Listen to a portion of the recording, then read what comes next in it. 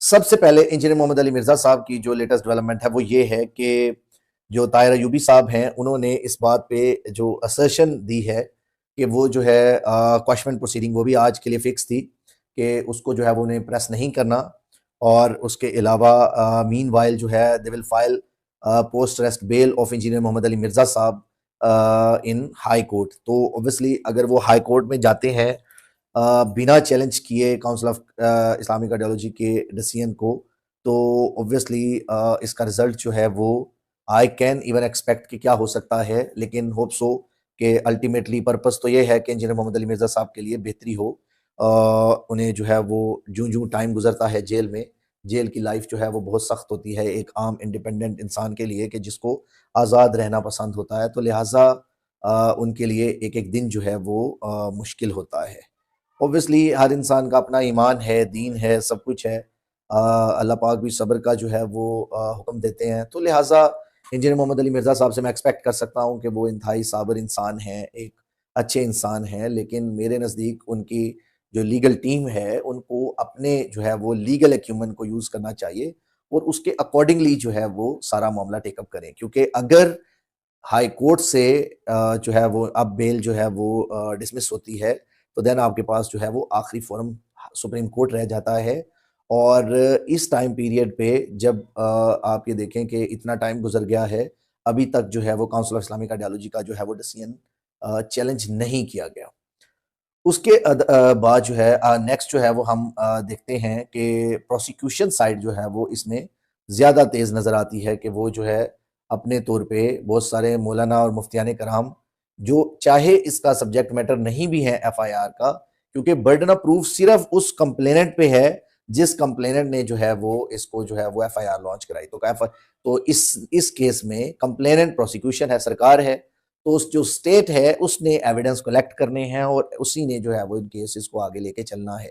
तो ये जो लोग बाकी बाहर बैठे तबसरा कर रहे होते हैं कि हम जी ओपोनेंट साइड से हमने ये आर्ग्यू किया और जी स्टेट की तरफ से ये आर्ग्यू हुआ, हमने ये किया, वो सरासर गलत बात है। और उसमें ऑब्वियसली स्टेट जो है उसका अपना प्रोसिक्यूटर होता है और उन्हें प्रोसिक्यूटर्स के जरिए जो है वो कोई भी केस प्लीड करना होता है। तो इसमें जो इंजीनियर साहब के केस में जो डिप्टी डिस्ट्रिक्ट प्रोसिक्यूटर्स होते हैं, वो जो जिन्हें सरकारी वकील कहा जाता है, वो असल में जो है वो सारे मामलात को देख रहे होते हैं। या जो एफआईए है तो उसका असिस्टेंट डायरेक्टर लीगल या कोई डिप्टी डायरेक्टर लीगल जो है वो उसको उस तरफ से इन्वेस्टिगेट कर रहा होता है और वो उसके अकॉर्डिंगली सारा मामला चलता है। अब ऑन द अदर हैंड अगर आप जो है वो अभी तक फिलहाल इनकी यही जो है वो अपडेट है कि they are going to file the post arrest bail in engineer Mohammad Ali Mirza साहब case before challenging the council of Islamic ideologies decision. और जो लीगल नोटिस के बारे में मैंने आपको बताया था कि उसका कोई लीगल वैल्यू नहीं है, उसको आपने उनको जो भेजा है ना ही किसी लॉ में प्रोवाइडेड है कि आप किसी ऐसे कॉन्स्टिट्यूशन अदारे को जो है वो लीगल नोटिस भेज के कहेंगे कि जी आप अपना जो डिसीजन है उसको आप वापस लें। तो ये कहीं किसी लॉ में नहीं प्रोवाइडेड, एक्सेप्ट के अगर आपके मनी या रिकवरी के सूट्स हैं तो उनमें ये मामला होता है। और इसके साथ साथ हम डिस्कस करेंगे जो टीएलपी के मामलात हैं, इसमें साद रिजवी साहब हैं या उनके भाई हैं, वो अभी तक स्टेट कहती है कि वो अभी तक मिसिंग हैं और वो उन्होंने अपने आप को हाइड किया हुआ है। और कुछ फोटोग्राफ्स अभी जो हैं वो डीआईजी ऑपरेशंस जो हैं वो सेइंग के वो जो है इन्होंने पूरा तशद्दुद जो है वो लॉन्ग मार्च था और उसके अंदर जो है वो पुलिस वाले बहुत सारे जख्मी हुए। एक दो को तो मैं पर्सनली जानता हूँ कि जिनको जो है वो जो शदीद ज़ख्मी हुए। और एक जो है वो थाना फैक्ट्री एरिया के जो इंस्पेक्टर थे वो जो हैं उनको गोलियां लगी और वो जो है उनकी डेथ हुई उस प्रोटेस्ट के दौरान। तो ये अगर कोई ये कहता है कि पुलिस में से कोई ज़ख्मी नहीं हुआ या कोई पुलिस वाले को गोली नहीं लगी या उसको जो है वो कोई ऐसा मामला नहीं हुआ, तो ये गलत बात है। और दूसरी ऑन द अदर साइड अगर हम ये कहें कि जो टीएलपी के जो कारकुनान हैं या उनके जो फॉलोअर्स थे जो प्रोटेस्ट में थे, उनकी तरफ से जो है वो अगर तशद्दुद या कोई पत्थर या ईंटें नहीं बरसाई गई, तो ये भी मानने वाली बात नहीं है। क्योंकि हमने बहुत सारी वीडियोस जो है वो देखी हैं, उसके अंदर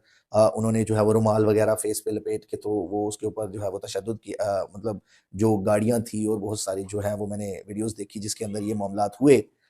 हाउएवर दोनों तरफ से नुकसान हुआ है। जब स्टेट ने अपनी फोर्स यूज की है और टीएलपी ने और टीएलपी के कारकुनान ने जो है वो अपनी फोर्स यूज की है, और उसमें जो है ऑब्वियसली डैमेज जो है वो दोनों तरफ से हुए। और ये इंटेंसिटी ऑफ डैमेज जो है वो अभी डिटरमिन नहीं की जा सकती। लेकिन इसमें आप एक चीज जो है वो मेक श्योर करें, एक चीज ये माइंड में रखने वाली है कि इसमें इस ये जो अभी मामला हुआ है इसमें जो सिमिलैरिटी है वो बेसिकली 9 मई के साथ जो है वो आप इसको कंपैरिजन कर सकते हैं कि 9 मई में क्या मामलात हुए और उसमें 109 में कॉन्स्पिरेसी में कितने लोग जो हैं वो प्लेज हुए, और आज तक जो है वो इवन बहुत सारे लोगों को पनिशमेंट्स हो चुकी है और बहुत सारे लोग जो हैं वो इसके अंदर जो है वो जिनको ट्रायल का सामना है अभी तक। और इसी तरह अभी आप ये देखें कि जो अभी मामलात हुए हैं जो टीएलपी के, जो इनके ऊपर एफआईआर्स हुई हैं, मेरा नहीं ख्याल कि कोई सेक्शन बचा है जो इनके ऊपर ना लगा हो। और मतलब हर ऑफेंस में मोस्ट ऑफ द ऑफेंसेस जो हैं वो नॉन बेलेबल ऑफेंस हैं, और इसमें जो जो अरेस्ट होगा टीएलपी का मेंबर, चाहे वो जितने लोग नॉमिनेटेड हैं या जितने भी उनके मुफ्ती हैं या बड़े हैं जो भी हैं, जब वो अरेस्ट होंगे तो बेल इतनी आसानी से नहीं होगी। तो in another word we can say that कि अभी टीएलपी के लिए बहुत मुश्किल जो है वो टाइम है, और इसमें जितने मौलाना और मुफ्तियान कराम हैं जिनके जो नॉमिनेटेड हैं, या उसके अलावा 3-4 हज़ार जो लोग वैसे जो नामालूम के खाते में जो एडजस्ट होंगे, वो भी एक जो है वो बड़ी ख़तरनाक बात है, क्योंकि एक जो क्रिमिनल लॉ का एक प्रोसेस है ट्रायल का या रिमांड्स का, चाहे वो फिजिकल रिमांड है या जुडिशियल रिमांड है, तो वो एक बड़ा एक टफ सिचुएशन है। और इसमें लोग जो हैं वो कंक्लूजन निकाल लेते हैं कि भाई एक शख्स जो है वो अरेस्ट हुआ है तो इसका मतलब है कि वाकई उसने जो है वो कोई ऑफेंस किया है। ये ज़रूरी नहीं है। तो इसलिए ये कॉन्सेप्ट भी लोगों को चेंज कर लेना चाहिए कि अगर इंजीनियर मोहम्मद अली मिर्ज़ा साहब को अरेस्ट किया गया है तो उनका मैटर अंडर इन्वेस्टिगेशन है, और उनकी सेफ्टी और सिक्योरिटी और उसके अलावा वैसे उनको जो है वो इम्प्रिजनमेंट में रखना, हो सकता है स्टेट की तरफ से जो है वो इसको पॉजिटिव कंसीडर किया जा रहा हो, लेकिन मेरे नज़दीक उनकी जान ज़्यादा कीमती है एज़ कम्पेयर टू डिटेंशन, क्योंकि बहुत सारे लोग जो हैं वो एंड पे एट द एंड बाइज़्ज़त बरी होते हैं, लेकिन वो ड्यूरिंग ट्रायल जो है वो इम्प्रिजनमेंट जो है वो उसके अंदर रहते हैं। तो किसी का जेल में जाना या जेल में रहना या किसी के अगेंस्ट एफआईआर हो जाना, इट डजंट मीन कि वो जो है वो शख्स जो है वो कन्विक्ट है या उसको वो सजा याफ्ता कंसीडर होगा या वो मुजरिम कंसीडर होगा। एफआईआर एक प्रोसेस है, फर्स्ट इन्फॉर्मेशन है किसी भी क्राइम के लिए, तो वो एक प्रोसेस के थ्रू जो है वो चलता है मामला। लेकिन बहुत सारे लोग जो हैं वो इसको मैनिपुलेट भी करते हैं, आपको डिसरेस्पेक्टफुल वे में जो है वो ट्रीट भी करते हैं कि जी आपकी एफआईआर है और ये वो। तो लिहाजा असल जो मामलात हैं अभी शहर के अपना डिफरेंट जो है वो सिटीज़ में एफआईआर्स लॉन्च की जा रही हैं टीएलपी के अगेंस्ट। तो इसलिए और एक और जो मैंने कुछ न्यूज़ चैनल से और कुछ जो है वो गवर्नमेंट के कुछ इंस्टीट्यूशन से जो है वो मेरी बात हुई, तो उसमें पता चला कि ऑब्वियसली माइट पॉसिबल के जितना तशद्दुद और जो मामला टीएलपी ने किए हैं, इसके बाद जो है शायद इसको जो है वो बैन कर दिया जाए, और इसमें जो है वो डिफरेंट न्यूज़ चैनल्स हैं उनमें टिकर भी चल रहे थे।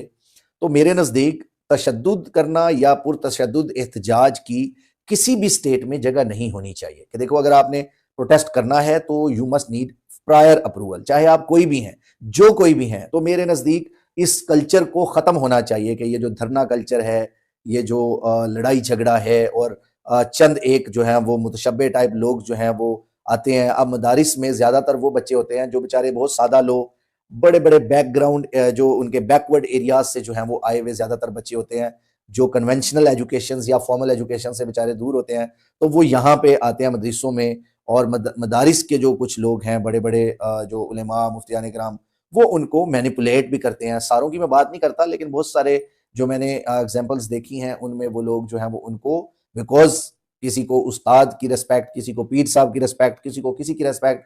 तो इस लिहाज से वो जो है वो अपने मदारिस के बच्चों को जो है वो प्रोटेस्ट पे लेके जाते हैं। उसमें कुछ बहुत सारे बच्चे मजबूर होते हैं, और बहुत सारे बच्चे जो हैं वो क्योंकि रहते वहीं हैं तो उनको जो है वो किसी तरीके से मिसयूज किया जा सकता है। तो लिहाजा अभी जो ऑनगोइंग सिचुएशन है मुल्क की, अफगानिस्तान की तरफ अलग जो है वो जंग का माहौल है, और